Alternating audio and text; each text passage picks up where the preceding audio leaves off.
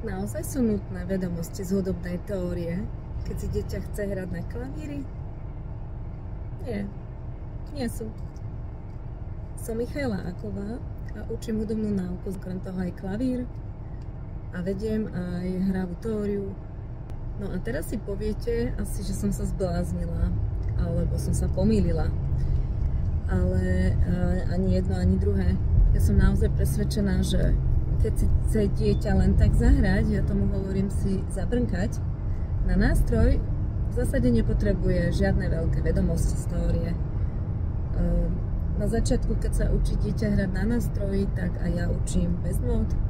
Postupne samozrejme noty priberáme, pretože hranie podľa uší je výborný základ pre budúcu intonačnú citlivosť a na hudobnú predstavivosť. Avšak, keď sa chceme baviť o tom, že dieťa sa bude hudbe dlhodobejšie venovať a časom bude potrebovať aj pochopiť význam, čo hrá, bolo by fajn chápať súvislosti medzi tónmi, prečo je tá melódia takto vytvorená, čiže intervalové súvislosti. Každá skladba má nejakú tóninu, preto sa bavíme o stupniciach. Je fajn, keď dieťa vníma harmóniu, čiže bavíme sa aj o akordoch.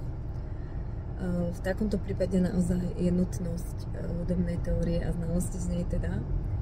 A pozrite sa ešte ďalej, čo z vašich detí môže byť, pokiaľ budú vedieť základy teórie, môžu sa stať budúcimi skladateľmi, pretože pre komponovanie je výborné mať slobodného ducha, výborné uši, ale samozrejme musí to mať hlavu a petu, čiže aj rytmická zložka, aj harmonická, aj melodická musí so sebou súvisieť a musí to byť jeden kompletný celok.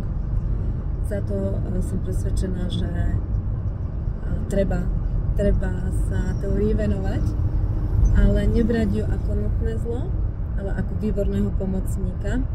A teda ja sa tu snažím mojim deťom na hodinách dennodenne takto predkladať a robiť z teórie nestrašiaka, ale výborného pomocníka, s ktorým sa dokonca dá veľmi dobre aj zabaviť a zahrať. Takže ak sa vám páči môj postoj, môj prístup, budem rada, dajte mi kľudne like či koment a pod video uložím link na video, ktoré už možno niekto videl a ten, kto nie, môže si ho pozrieť. Je to, ako vysvetľujem interval kvinty a ako opäť mojou klasicky hravou formou.